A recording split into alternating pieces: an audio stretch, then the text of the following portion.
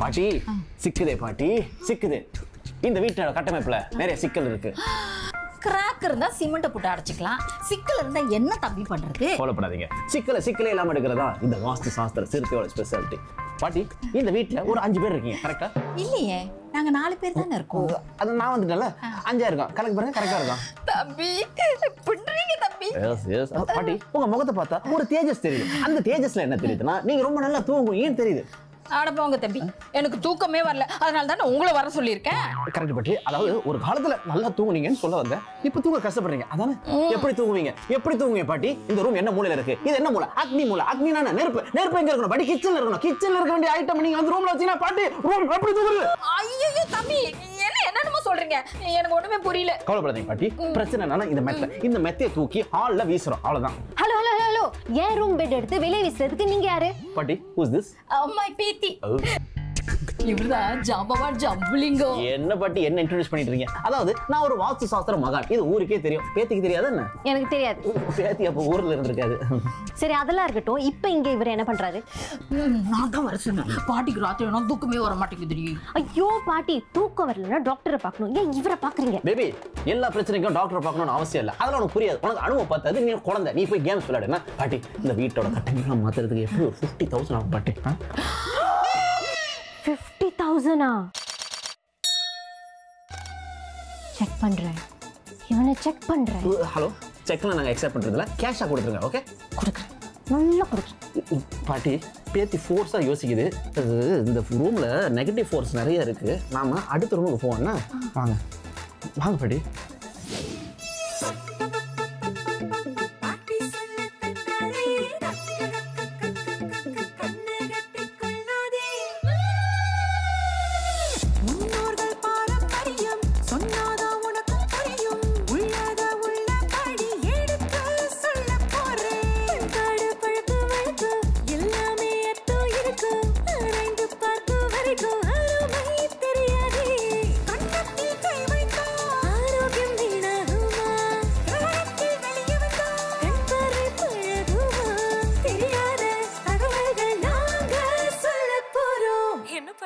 என்ன சொல்ல போறீங்க?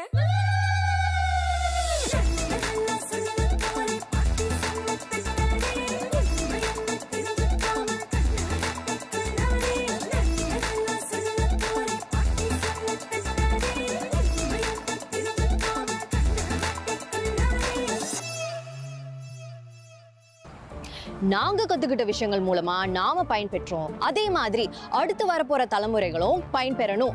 அதுக்காகவே நம்ம முன்னோர்கள் நமக்காக பல பழமொழிகளை விட்டுட்டு போயிருக்காங்க. அதுல ஒண்ணுதான், வாழ்ந்தாலும் வடக்கு பக்கம் தலை வச்சு படுக்க கூடாது, கெட்டாலும் கிழக்கு பக்கம் தூங்க கூடாதுன்னு என் பாட்டி சொல்லியிருக்காங்க. யாரு என்ன வேணாலும் சொல்லட்டும், எனக்கு 2 மினிட்ஸ் கொடுங்க, எந்த இடத்துல வேணாலும் நான் உடனே படுத்து தூங்கிடுவேன்னு சொல்றவங்களும் இருக்காங்க. உங்களுக்கு தூக்கத்தை பத்தி என்ன தெரியும்?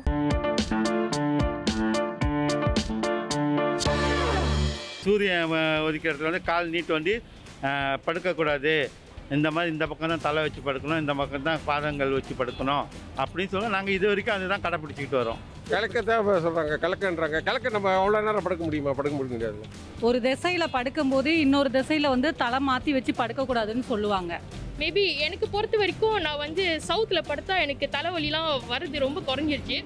பட் இப்பொழுதுக்கு சூழ்நிலை வந்து இப்போ இந்த வீடெல்லாம் கட்டுறாங்கல்ல, அப்போ நம்ம அவங்க கூட சொல்ல முடியாது எனக்கு வந்து பேட் வைக்கிற மாதிரி ஜன்னல் எங்கே வைக்காதீங்க, கதவு எங்கே வைக்காதீங்கன்னு. ஸோ நம்ம வசதி வாய்ப்புகளை ஏற்று தான் நம்ம வாழணும். இந்த வாஸ்து, இந்த டைரக்ஷன்ஸ் அப்படிங்கிறத விட நம்ம என்ன சைக்கலாஜிக்கலான ஒரு ஸ்டேட்டில் தூங்க போகிறோம் அப்படிங்கிறத பொறுத்து தான் வந்து உங்கள் குவாலிட்டி ஆஃப் ஸ்லீப் இருக்கும். அது நீங்கள் ரொம்ப டயர்டாக இருந்தீங்கன்னா நாக் அவுட் அடிச்சு போட மாதிரி தூங்கிடுவீங்க.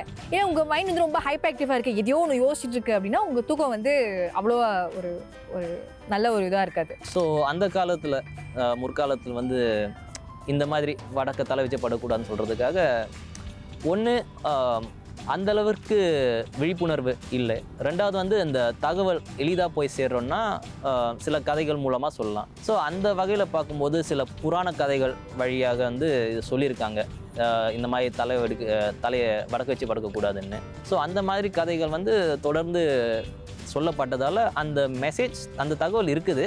ஆனால் அந்த அறிவியல் ஆஸ்பெக்ட் வந்து அந்தளவுக்கு கொஞ்சம் கவனிக்கப்படாமல் போச்சுன்னு நான் நினைப்பேன். சில விஷயங்கள் வந்து பெரியவர்கள் சொல்லியிருக்காங்க. இப்போ எங்கள் அம்மாவே வந்து ஒரு விஷயம் சொன்னாங்க. என்னென்னா, விளக்கு ஏற்றிட்டு பெண்கள் வந்து தூங்கக்கூடாது. ஆனால் அதுக்கப்புறம் அவங்களே அதுக்கு ஒரு கவுண்டர் ஆர்கியூமெண்ட் கொடுத்தாங்க. என்னென்னா, விளக்கு ஏற்றிட்டு பெண்கள் தூங்கினா அப்போ இரவு நேரத்தில் யார் சாப்பாடு செய்கிறது, வீட்டில் இருக்கிற மற்றவங்களுக்குலாம் யார் வந்து சமைச்சு போடுறது, வீட்டு வேலை பார்க்குறது, அந்த மாதிரி ஒரு எக்ஸ்பிளேஷன் கொடுத்தாங்க. அப்போது கண்மூடித்தனமாக ஒரு விஷயத்த நம்ம பண்ணுறப்போ பண்ணலாம். ஆனால் அது நம்ம உணர்ந்து பண்ணால் சரி ஏன் இவங்க இப்படி சொன்னாங்க அப்படிங்கிறத வந்து நம்ம அடுத்த ஒருத்தவங்க வந்து கேட்குறாங்கன்னு வச்சுக்கோங்க. ஏன் இப்படி பண்ணுறீங்க கேட்கும்போது நம்மளால எடுத்து சொல்ல முடியும். ஏன்னா நம்மளே கண்மூடித்தனமாக அது ஃபாலோ பண்ணும்போது அதோட லாஜிக் வந்து நமக்கு ஒரு கட்டத்துக்கு அப்புறம் நாமளே மறந்துடுவோம். ஆமாம், சும்மா சொன்னாங்க, நான் செஞ்சேன், நான் ஏன்னா பெருசாக யோசிக்கல அப்படிங்கிறப்போ அது நமக்கே மறந்துடும். அடுத்த ஒருத்தங்களுக்கு அதை வந்து பாஸ் ஆன் பண்ணணும் அப்படிங்கிற ஒரு எண்ணம் வந்து நமக்கு இருக்காது.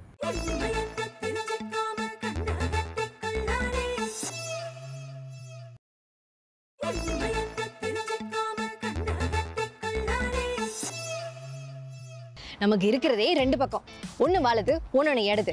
இதில் ஒரு பக்கம் தூங்க முடியாதுன்னா என்னங்க அர்த்தம்? இது உங்களுக்கே அநியாயமா தெரியல?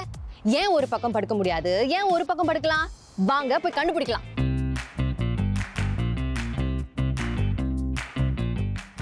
மல்லாக்கா படக்கூடாது, குப்புற படக்கூடாதுன்னு சொல்லியிருக்காங்க. ஒரு கழிச்சு படுக்கணும்னு தான் சொல்லியிருக்காங்க. லெஃப்ட் ஹேண்ட் சைடு இல்லைனா ரைட் ஹேண்ட் சைடு வந்து ஒரு கழிச்சு படுக்கிறது நல்லது. இப்போ நான் எப்படி படுக்க எனக்கே தெரியாது பாருங்க, நான் எப்படி பண்ணுறேன்னு எனக்கே தெரியாது. என்ன கேட்டிங்கன்னா, எந்த பக்கத்து நமக்கு தூக்கம் வருதோ, தலைவாணி வச்சு எந்த பக்கம் நமக்கு தூக்கம் வருதோ அந்த வச்சு தான் நம்ம படுக்க முடியும். முக்கால்வாசி நம்ம வந்து எல்லாத்துக்கும் ரைட்டில் தான் நம்ம ஆரம்பிப்போம். நம்ம வந்து காசு கொடுக்குறதும் பெறுவதும் நம்ம வந்து ரைட் கையில் தானே பைக்கிறோம். ஸோ மேபி அதனால வந்து சொல்லியிருக்காங்க, தூங்கும்போது கூட நம்ம ரைட்டில் தூங்கினா தான் மேபி நல்லா இருக்கும்னு எனக்கு தோணுது. எனக்கு எது கம்ஃபர்டபுளாக இருக்கும் நான் அப்படி தான் தூங்குவேன். இந்த பொசிஷனில் தான் படுக்கணும், இல்லை இப்படி தூங்கக்கூடாது அப்படின்னு யாரும் என்கிட்ட வந்து சொன்னது கிடையாது. எந்த பொசிஷனில் தூங்குறது வந்து I think it's medically backed in some sense, scientifically backed as well. ஏன்னா இது சம்மந்தமாக நிறைய ஆராய்ச்சிகள் நடந்திருக்குன்னு. நம்ம சர்கேடியன் ரிதம் பற்றி பார்க்கும்போது நம்ம ரெஸ்ட்டில் இருக்கும்போது தான் த பாடி பிரேக்ஸ் டவுன். ஏன்னா கொழுப்பு சத்தா சாப்பிட்டது அதெல்லாம் கொஞ்சம் பிரேக் டவுன் பண்ணி ரிகவர் பண்ணுற காலம் வந்து நாம் தூங்கும்போது தான். ஸோ இந்த 8 மணி நேரமோ அல்லது 6 மணி நேரம் தூங்குற நேரத்தில் வந்து எந்த விதமான உணவும் உங்களுக்கு கிடையாது இல்லையா? ஸோ என்ன நடக்குது பார்த்திங்கன்னா, வயிற்றில் வந்து கேஸ்ட்ரிக் ஜூஸ் பில்டப் ஆகும். கேஸ்ட்ரிக் ஜூஸ் தான் வந்து உங்கள் உணவை டைஜஸ்ட் பண்ணுது. அது ஒரு முக்கியமான கம்போனன்ட்.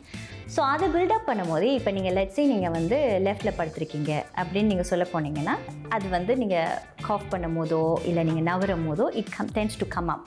ஸோ ஆசிட் ரிஃப்ளக்ஸ் நடந்துக்கிட்டே இருந்தால், ஏன்னா தொடர்ச்சியாக நம்ம அந்த பொசிஷனில் படுத்துக்கிட்டே இருந்தால் over time it can be a cause of oesophageal cancer. அதே சமயத்தில் நீங்கள் ரைட் சைடில் படுக்கிறீங்க அப்படின்னு பார்த்தீங்கன்னா என்ன ஆகுது அப்படின்னு பார்த்தீங்கன்னா, அந்த கேஸ்ட்ரிக் ஜூஸ் வந்து சீப் பண்ணி அந்த இன்டெஸ்டின்ஸ் வழியாக உள்ளே போய் ரீச்சஸ் த கொலான்.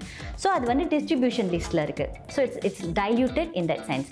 இது வந்து கொஞ்சம் ஹார்ட் பர்ன் உள்ளவங்களுக்கு கொஞ்சம் பெனிஃபிஷியலாக இருக்கும். கேஸ்ட்ரிக் ப்ராப்ளம்ஸ் அவங்களுக்கு கொஞ்சம் பெனிஃபிஷியலாக இருக்கும். இதே நம்ம ரைட்டில் வச்சு படுக்கும்போது ஸ்லீப் அப்னியா, ஹார்ட் ப்ராப்ளம் இருக்கிறவங்களுக்கு அது கொஞ்சம் பெனிஃபிஷியலாக இருக்கும். மாசமாக இருக்கும்போது குழந்தைங்க வயிற்றில் இருக்கும்போது நம்ம வந்து நேராக படுக்க முடியாது, ஒரு கணிச்சு தான் படுக்கணும். another கான்செப்ட் என்னன்னு பார்த்தீங்கன்னா, ப்ரெக்னென்ட் உமனுக்கு வந்து ஏற்கனவே நிறைய ஆர்கன்ஸ் ஸ்குவிஷ் ஆகிருக்கும், அந்த பில்லை ஃபார்ம் பண்ணிக்கிட்டு இருக்கோம். So it's pushing all the organs மேலே. ஸோ அந்த மாதிரி இருக்கிற சமயங்களில் பார்த்தீங்கன்னா again sleeping on the left தான் முக்கியம். ஏன்னா நம்மளோட ஹார்ட் பம்பிங் வந்து லெஃப்ட் டு ரைட் நடக்குது. ஸோ நம்ம ப்ரெஷர் போடக்கூடாது. ப்ரெஷர் போட்டோன்னா the heart is starting to work more. அது பம்ப் பண்ணும்போது அந்த வெசல்ஸ் வந்து பிரேக் பண்ணுது.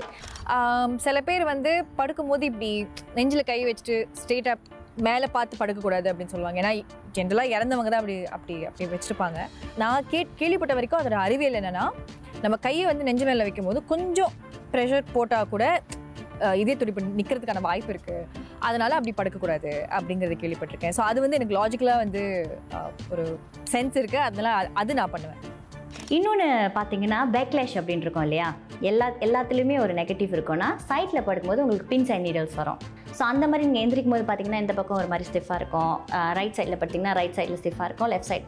ஸோ அந்த மாதிரி தருணங்களில் சொல்லுவாங்க நீங்கள் நேராக படுக்கணும். ஸோ யார் வந்து நேராக படுக்கணும் அப்படின்னு பார்த்தீங்கன்னா, நிறைய உடம்பு வலி இருக்கிறவங்க, எல்டரி சொல்லலாம் இல்லையா, அவங்களுக்கு ரொம்ப உடம்பு வலி இருந்தால் அந்த டைமில் வந்து அவங்க நேராக சில நாட்களுக்கு நேராக படுக்கலாம். ஸோ இது ரியலி தனிநபரை பொறுத்து இருக்குது, உங்களோட மெடிக்கல் கண்டிஷனை பொறுத்து இருக்குது.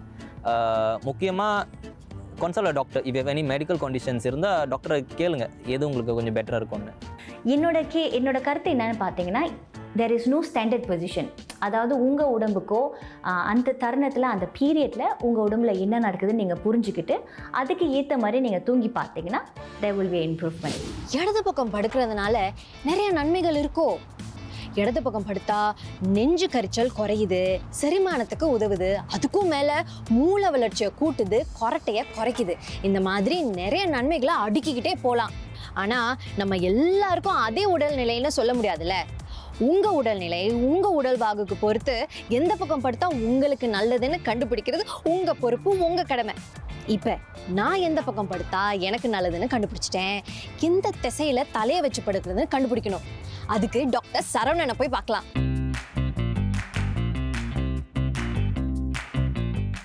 சம்திங் டு டூ வித் எனர்ஜிஸ்னு எனக்கு தோணுது.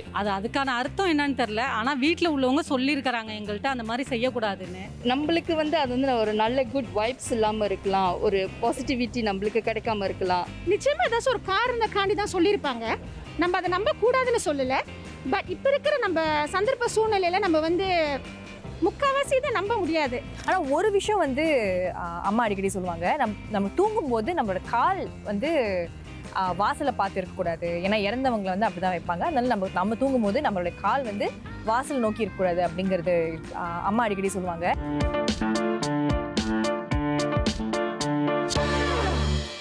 டாக்டர் சரவணன் ஜாம்பவான் ஜம்புலிங்கன்னு ஒருத்தர் என் வீட்டுக்கு என் பாட்டிக்கிட்ட இல்லாத போல தான் சொல்லிட்டு போயிருக்காங்க. அதனால என் பாட்டி என்னை தூங்க விடுறதே கிடையாது.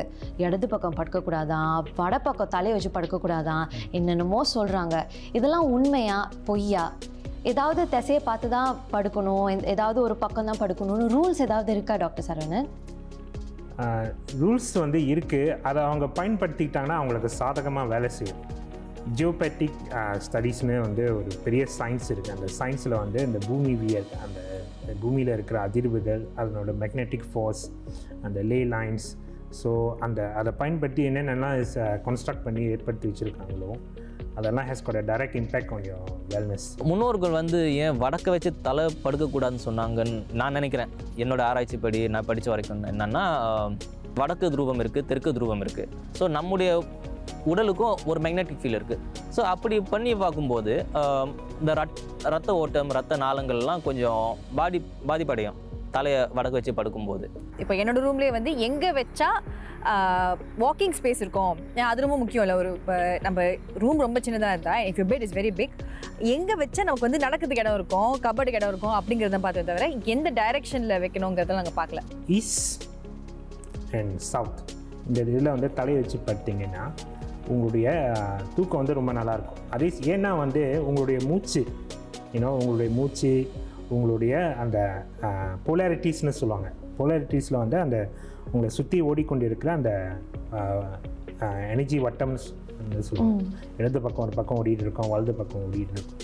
இப்போ அந்த திசை மாறும்போது அதோட அந்த திசையில் இருக்கிற அதிர்வுகள் உங்கள் உடம்புல இருக்கிற அந்த போலாரிட்டிஸை உடனே மாட்டும்.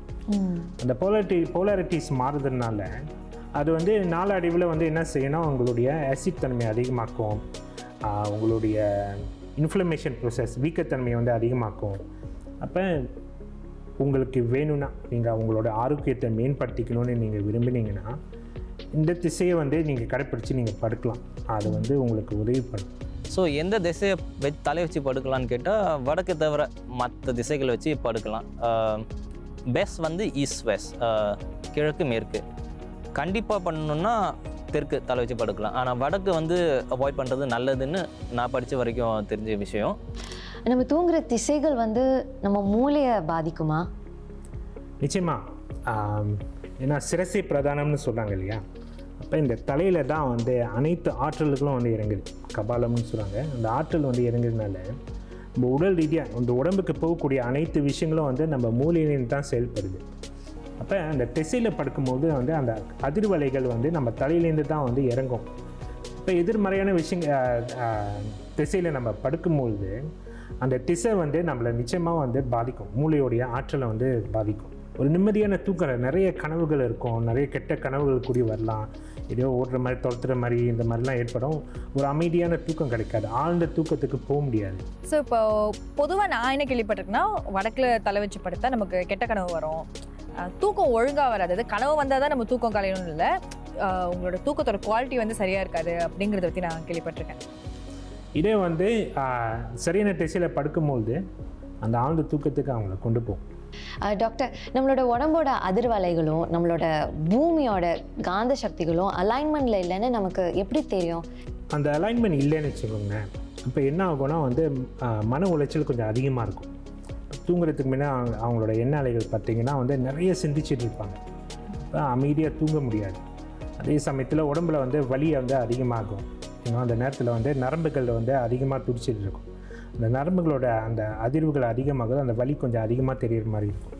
அதே சமயத்தில் ஒரு பக்கத்தில் வலது பக்கமோ அல்லது இடது பக்கமோ வந்து ஒரு பலவீனமான ஒரு உணர்வு இருக்கும், அல்லது உடல் முழுசாக வந்து பலவீனமாக இருக்கும், ரொம்ப சோர்வாக இருப்பாங்க. இதெல்லாம் வந்து மிஸ்அலைன்மெண்ட்ஸ். அப்போ அந்த காந்த சக்திக்கும் உடம்பில் இருக்கிற அந்த அதிர்வலைகளுக்கும் வந்து அது சரியாக வந்து இணைந்தே செயல்படாமல் எதிர்மறையாக இருந்துச்சுன்னா இந்த விளைவுகள்லாம் வந்து அவங்க உணர முடியும். சில விஷயங்கள் நம்ம உடலை உடனே தாக்காது, கொஞ்சம் கொஞ்சமா அதிகரித்து ஒரு நாள் பெரிய பாதிப்பாக வந்து நம்மளை தாக்கும். உதாரணத்துக்கு நல்ல தூக்கங்கிறது எல்லாருக்கும் ஒரு அத்தியாவசியம். எத்தனை மணி நேரம் தூங்கணும், எந்த பக்கம் படுக்கணும், இதெல்லாம் அவங்கவுங்க உடல்நிலையை பொறுத்து மாறுபடுது. இதெல்லாம் இப்பவே நீங்க தெரிஞ்சுக்கிட்டு பழக்கமாக்கிக்கிட்டா தான் எதிர்காலத்துல தூங்காதனால வரக்கூடிய பிரச்சனைகள், நோய்களை தவிர்க்கலாம். இப்ப நான் தூக்கத்தை பத்தி கரைச்சு குடிச்சிட்டேன். ஜாம்பவான் ஜம்புலிங்கத்தை போய் புழிஞ்சு எடுக்க போறேன்.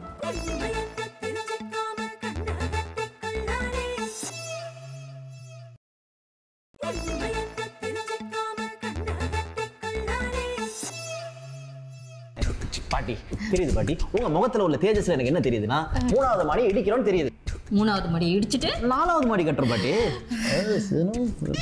எக்ஸ்கியூஸ் மீ மிஸ்டர் ஜாம்பு, உங்ககிட்ட ஒரு கேள்வி கேட்கலாமா? Yes proceed. அன்னைக்கு என் மெத்த தப்பான இடத்துல இருக்குன்னு சொன்னீங்க, அதை எங்கே வச்சா எனக்கு தூக்கம் வரும்?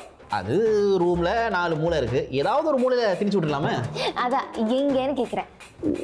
மூளை இருக்கிறவன்ட்ட கேட்க வேண்டிய கேள்வி என்கிட்ட கேட்டு அது ஒரு பெரிய ரகசியம். It's a big secret. I can't tell you. தலை வெடிச்சிடும். சில இல்லைனாலும் தலை வெடிச்சிடும். பாட்டி இவன் சரியான ஃப்ராட். நான் இப்போ போலீஸ் கால் பண்ண போறேன். போலீஸ்லாம் வேடாக்கா. பாட்டி நான் உண்மையை சொல்லிடுறேன் பாட்டி, நான் ஃப்ராடுலாம் இல்லை பாட்டி. ஏதோ ஒரு 4 வீடியோ நெட்ல பார்த்தேன் பாட்டி. அதுவும் என்ன எப்படி தூங்குறது அப்படிங்கிறத பார்த்து 4 பேருக்கு நல்லது செய்யலான்னு வந்த பாட்டி. அது இப்படி தப்பா போயிடுச்சு. மற்றபடி நான் ஃப்ராட்லாம் இல்லை பாட்டி. அட பாவி, என்ன ஏமாத்த பத்தியா நீ? உனக்கு என்ன செய்யறோம் பாரு. ஐயோ பாட்டி நடிக்கிறான். ஐயோ தம்பி, என்ன ஆச்சு? ஐயோ பாட்டி, எனக்கு ரொம்ப நாளாவே வயிற்றுப்போக்கு பிரச்சனை இருந்துச்சு பாட்டி.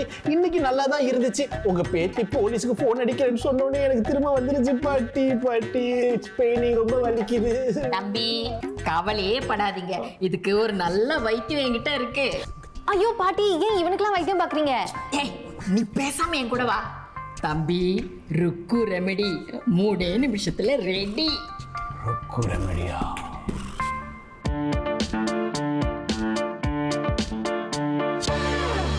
பாட்டி, நம்மளை ஏமாத்த எவனோ வந்திருக்கான், அவனுக்கு போய் ரெமெடி செஞ்சு கொடுக்குறீங்களா நீங்க?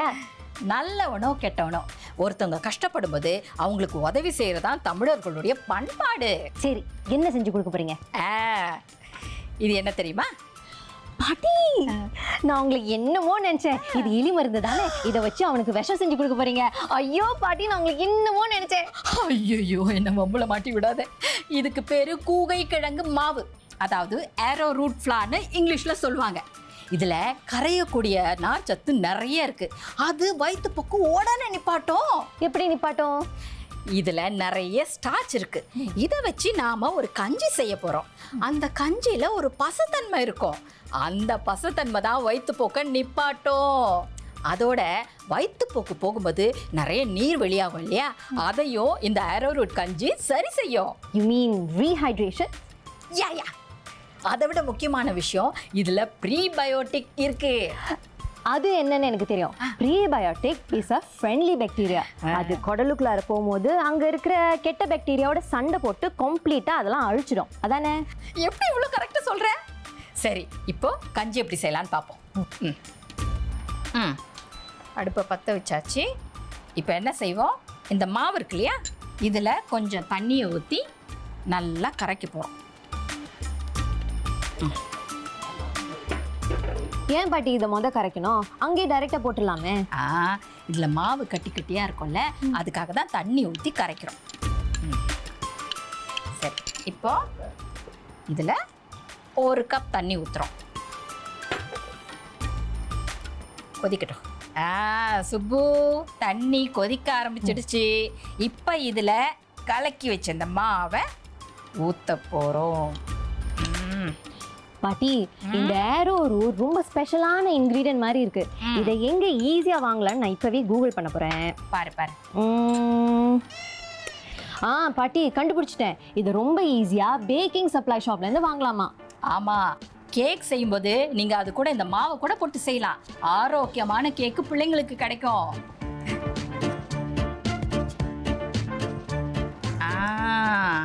பாத்தியா, நல்ல கஞ்சி பதம் வந்துடுச்சு. கொதிச்சு வரும்போது கொஞ்சமா இந்த ஏலக்காய் பொடியை சேர்த்துக்கணும். இது மனம் மட்டும் கொடுக்கல, இதுக்கும் ஒரு மருத்துவ குணம் இருக்கு. இதுல நிறைய ஆன்டி ஆக்சிடென்ட்ஸ் இருக்கு. அது வயிற்றுல இருக்கிற கிருமியை கொல்ல உதவும். கஞ்சி பதம் வந்துடுச்சு. இப்போ அடுப்பை அணைச்சிடலாம். கஞ்சி ரெடி. கஞ்சி ரெடி. இதுல கடைசியா தேனை கலக்க போறோம். ஏன் தேனை கலக்கிறோம்? இனிப்புக்கு. அது மட்டும் இல்ல, இந்த தேனுக்கு தொண்டையில இருந்து குடல் வரைக்கும் இருக்கிற கிருமிகளை அழிக்கிற தன்மையும் இருக்கு. முக்கியமான விஷயம், எந்த பொருளுமே சூடா இருக்கும்போது அதுல தேனை கலக்க கூடாது. ஏன்? அப்படி கலந்தா காலப்போக்கில் அது விஷமா மாறக்கூடிய தன்மையும் இந்த தேனுக்கு இருக்கு. சுப்பு, கஞ்சி ஆறிடுச்சு, தேனை கலக்க போறேன். பாட்டி, எனக்கு ஞாபகம் வந்துருச்சு. இதை பத்தி நான் படிச்சிருக்கேன். தேனுக்கு இன்னொரு குணமும் இருக்கு. தேன் சாப்பிட்டா நம்ம உடம்புல இருக்கிற இம்யூனிட்டி கூடுமா? You absolutely right. அப்புறம் இன்னொரு விஷயம், இந்த கஞ்சியை பெரியவங்களுக்கு மட்டும் இல்லை, இந்த பிரச்சனை இருக்கிற சின்ன குழந்தைங்களுக்கும் தைரியமா கொடுக்கலாம்.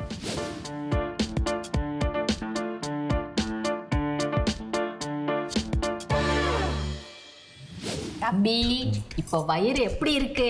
பாட்டி, உங்களுடைய கை வைத்தியம் ரொம்ப அருமையா இருந்துச்சு பாட்டி. பாருங்க, கொஞ்ச நேரத்துல வயிற்று போக்கு பிரச்சனை அப்படியே போயிருச்சு. நான் ஒன்று முடிவு பண்ணிட்டேன். இனிமே வாஸ்து சாஸ்திரத்தை ஒழுங்கா முறைப்படி கத்துக்கிட்டு தான் நான் யாருக்கும் கன்சல்ட் பண்ணுவேன்னா என்ன மன்னிச்சிருங்க பாட்டி. ஏக்கா, போயிட்டு வரேங்க. பை. பாட்டி, வாஸ்து சாஸ்திரம்னா நல்ல விஷயம் தான். ஆனா அது சரியான ஆள்கிட்ட பார்த்து தெரிஞ்சுக்கணும்.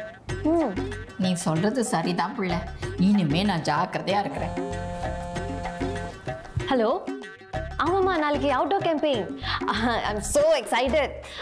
எல்லாத்தையும் நான் மறக்காம பேக் பண்ணிடுறேன். அந்த டென்ட்டை இப்போவே நான் போய் பேக் பண்ணுறேன். சரி, see you tomorrow. ஏக்கா, நான் ஃப்ரீயாக ஒரு அட்வைஸ் கொடுக்குறேன். கேம்பிங்லாம் போறீங்க ஓகே, ஆனால் அங்கே மரத்து கீழே படுக்காதீங்க. என்ன? நீ இங்கேருந்து நீ கிளம்பலையா? கம்பஸ் விட்டுட்டேன், அதான் எடுத்துட்டு. பை பை பை பாட்டி, பை. சுப்பு, அந்த தம்பி சொன்னது சரிதான். மரத்துக்கு கீழே படுக்க கூடாதுன்னு எங்க அப்பத்தா கூட சொல்லுவாங்க. பாட்டி, நாளைக்கு நான் போறது அவுட்டோர் கேம்பிங். என்ன சுத்தி மரமா தானே இருக்கும். அதெல்லாம் எனக்கு தெரியாது. மரத்துக்கு கீழே படுக்க கூடாதுன்னா படுக்க கூடாதுதான். எங்க அப்பத்தா சொன்னா அதுல ஒரு காரணம் இருக்கும். ஐயோ பாட்டி,